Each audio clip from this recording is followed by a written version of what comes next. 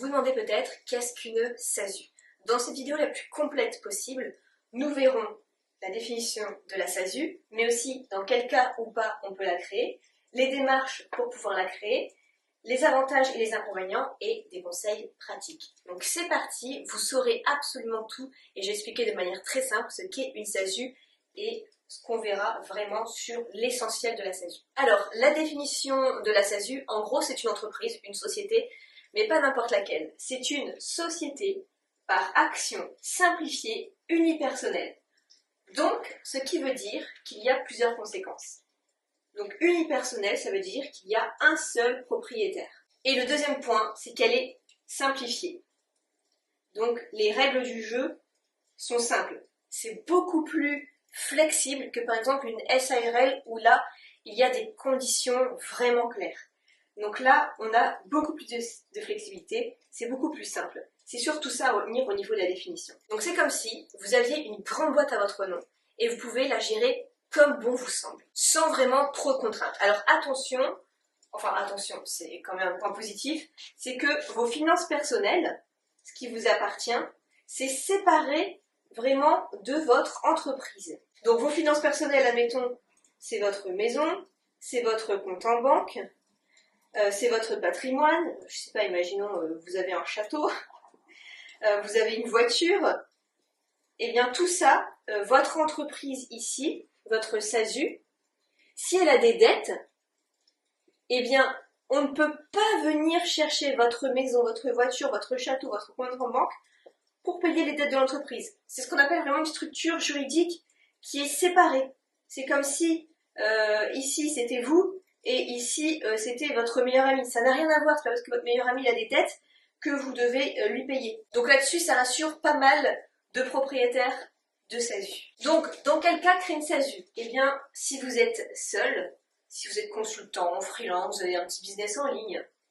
Ensuite, si vous voulez protéger votre patrimoine et faire en sorte que ce soit vraiment des structures différentes, que jamais les dettes de l'entreprise vont impacter le fait qu'on va venir prendre votre maison. Aussi, on peut aller plus loin si vous voulez plus tard intéresser des investisseurs. Vous pouvez même après avoir des associés. Donc si vous avez des associés, ce n'est plus unipersonnel. La SASU, elle se transforme tout simplement en SAS. On enlève le U en fait. Il est où le U? Il est où le U? Quel U? Et dernière chose, si vous prévoyez des bénéfices importants. C'est toute la différence avec la micro-entreprise où on est quand même limité à un certain chiffre d'affaires par an et c'est ce qui nous limite aussi même parfois inconsciemment. Ici, pas de limite, vous faites le maximum que vous pouvez. Alors je vous donne quelques exemples de grandes entreprises maintenant qui ont commencé sous forme de SASU. Donc on a par exemple Doctolib, la plateforme pour prendre les rendez-vous médicaux, ou aussi Blablacar, l'entreprise pour faire du covoiturage. Donc tout ce qui est start-up et technologie, c'est super adapté. Pour tout ce qui est aussi influenceur, créateur de contenu, entrepreneur, c'est super bien adapté également. Et enfin, pour tout aussi ce qui est freelance, c'est très adapté. Maintenant, dans quel cas c'est impossible?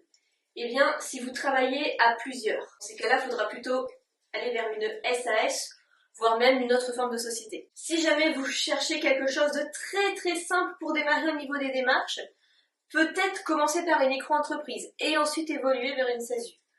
Donc là, les démarches pour devenir micro-entrepreneur, c'est quand même plus simple que de créer une société. Mais après, on verra après comment c'est possible de déléguer et faire en sorte que même la création d'une SASU soit hyper simple. Et enfin, c'est pas possible si votre activité, elle est réglementée, comme tout ce qui est médecin, avocat. C'est impossible aussi si c'est une activité agricole.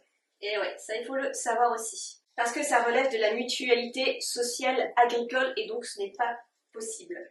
Et d'autres métiers réglementés comme tout ce qui est lié à la finance, aux assurances. Alors, au niveau des démarches, premier point, le plus important, c'est de créer les statuts. C'est un peu, en gros, créer les règles du jeu de votre entreprise. Et donc, c'est simple, mais à la fois, ça laisse beaucoup de liberté. Donc là, c'est mieux quand même de se faire accompagner pour rédiger les statuts. Ensuite, il va falloir choisir une adresse de domiciliation de votre entreprise.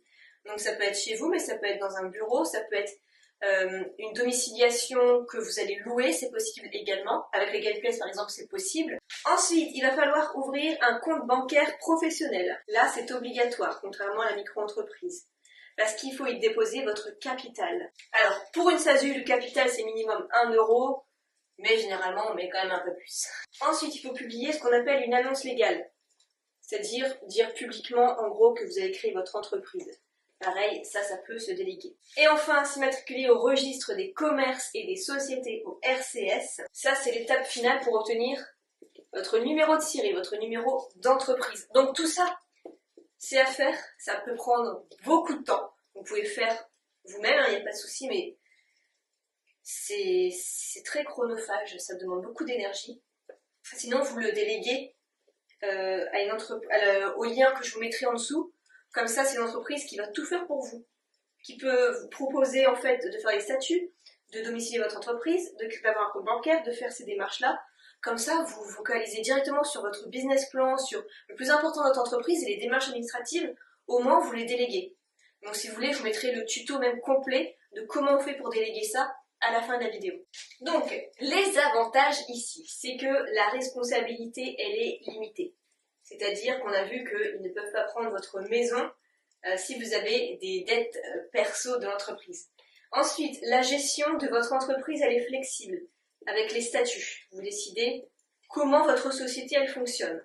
Donc ça, c'est assez cool pour définir un peu comment on a la vision de l'entreprise. Et enfin, ça renforce la crédibilité, une image professionnelle, puisque c'est sûr que ça séduit beaucoup plus des investisseurs où ça paraît bien plus sérieux d'avoir une société qu'avoir une micro-entreprise. Après, au niveau des inconvénients, il y a quand même pas mal de formalités pour créer son entreprise.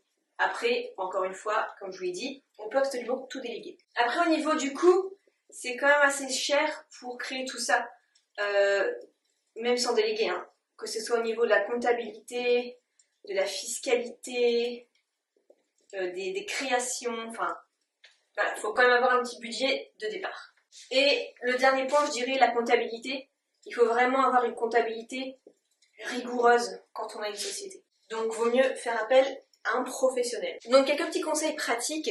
Réfléchissez bien, est-ce que vous avez besoin de démarrer directement en SASU pour différentes raisons, ou est-ce que vous voulez démarrer en micro-entreprise? Réfléchissez bien si votre domaine d'activité il est possible avec la SASU. Donc, il n'y a pas non plus tant de domaines qui sont impossibles, mais c'est peut-être votre cas quand même. Préparez un budget pour les frais de création, pour le capital social, pour un comptable, pour les démarches, pour les charges à faire. Il faut quand même avoir un certain montant de côté pour pouvoir démarrer sereinement sa société. Essayez de trouver un bon expert comptable. Il y en a aussi sur Legal Place, donc ça peut être cool, des très bons comptables qui sont experts dans votre domaine d'activité. Parce que si vous choisissez localement le plus proche expert comptable, ça se trouve, votre domaine d'activité, votre business en ligne par exemple, il ne sait pas du tout ce que c'est, donc il peut faire des erreurs, alors que avec Legal Place, ils ont plein d'experts comptables qui sont qualifiés dans plein de domaines, donc ils ont l'habitude. Et enfin, anticiper la fiscalité, impôt sur les revenus ou impôt sur la société, ça j'en ferai l'objet d'une prochaine vidéo. En tout cas, j'espère que ça aura répondu à votre question, qu'est-ce qu'une SASU au niveau de la définition. Si vous avez la moindre question, n'hésitez pas, je réponds à tout le monde en commentaire. Et je vous laisse avec le tuto pour déléguer toutes les démarches et pouvoir vous concentrer sur votre business principal. Je vous souhaite plein de succès. Alors, pour déléguer la création de votre SASU, vous cliquez sur le lien dans la description. Vous arrivez sur cette page et vous allez choisir votre domaine d'activité. Donc, admettons, vous faites du business en ligne, de la vente, de marketing. Vous cliquez sur consultant et freelance. Vous lancez votre activité seul. Donc là, le statut de votre société, vous prenez SASU. Ensuite, dans quel délai souhaitez-vous créer votre société? Dès que possible. Donc là, le nom de votre société. Donc, soit maintenant, soit plus tard. Votre domaine d'activité. Donc, admettons, vous allez faire du service aux entreprises. Qui sera président de la société? Ce sera vous. Ici, vous mettez l'identité du président, donc vous. Combien y a-t-il d'associés fondateurs? Donc là, on est toujours dans la SASU, donc un seul. Le président est-il associé fondateur de la société? Donc, oui. Le capital social. Alors là, le siège social de la société. Donc, vous pouvez domicilier avec Legal Place. et ils vont vous envoyer tous les courriers, ils vont tout scanner. Au domicile du président, donc chez vous. Ensuite, sinon, dans un centre de domiciliation déjà choisi, ou par exemple un local que vous louez. Donc là, c'est à vous de voir. Donc admettons à votre domicile. Avez-vous déjà mandaté un expert comptable? Non. Ici, vous mettez votre email, numéro de téléphone. Donc, que recherchez-vous? Donc, par exemple, nous, on veut déléguer toutes les démarches, les statuts, une solution tout en un, du conseil, je me renseigne. Donc, souvent, nous, on veut tout déléguer et être tranquille, donc continuez. Alors, il vous propose 3 packs. Donc là, en fait, vous le faites tout vous-même, mais vous le faites valider par un des juristes. Ou alors, vous déléguez absolument tout.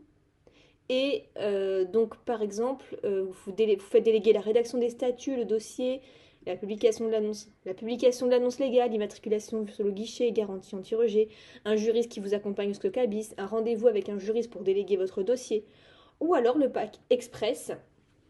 Donc là, ça va être traitement prioritaire 24 heures et en plus un juriste illimité. Donc, on va prendre par exemple le pack standard pour tout déléguer. Il vous propose ici pour 75 € par mois à régler soit mensuellement, soit annuellement la création express 24 heures offert avec un expert comptable.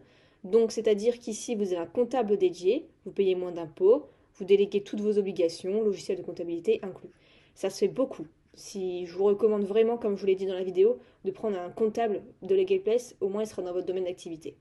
Donc soit vous faites ajouter et continuer, soit peut-être plus tard. Ensuite, ici, dépôt de capital offert avec le compte professionnel Legal Place Pro. Il vous faut de toute façon un compte professionnel. Donc, c'est 15 € par mois. Dessus, vous déposez votre capital et vous avez un compte professionnel Legal Place Pro avec Mastercard Corporate. Vous avez une application aussi mobile. Donc, à vous de voir. Ensuite, vous pouvez donc domicilier votre entreprise à Paris.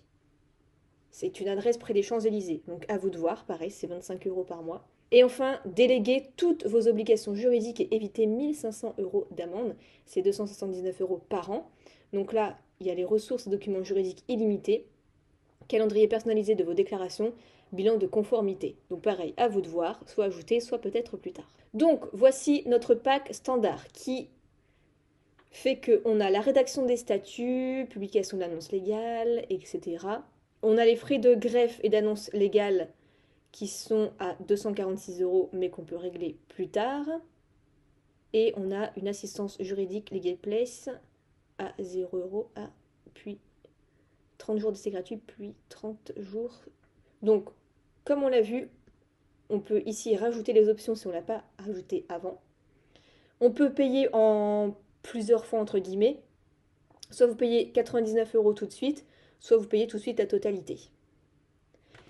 Donc, ici, on est à 99 € hors taxe. J'ai même un code de réduction pour vous. Vous cliquez ici sur le 118, ajouter un code de réduction. Vous tapez Nina15 et ça ne fait plus que 100 € TTC. Donc ça, c'est trop bien. Une fois que vous avez les 100 €, revenez bien sur modifier la commande. Et ensuite, ici, vous pouvez payer directement par carte de crédit, prélèvement automatique ou Google Pay. Et voilà, toutes les démarches de votre société sont faites. Ensuite, une fois que c'est fait, vous allez recevoir un email et vous allez devoir donner quelques petits papiers pour vous et renseigner encore les coordonnées si vous ne l'avez pas encore fait dans la première partie. Et tout est délégué. Donc franchement, ça vous fait gagner un temps énorme et précieux.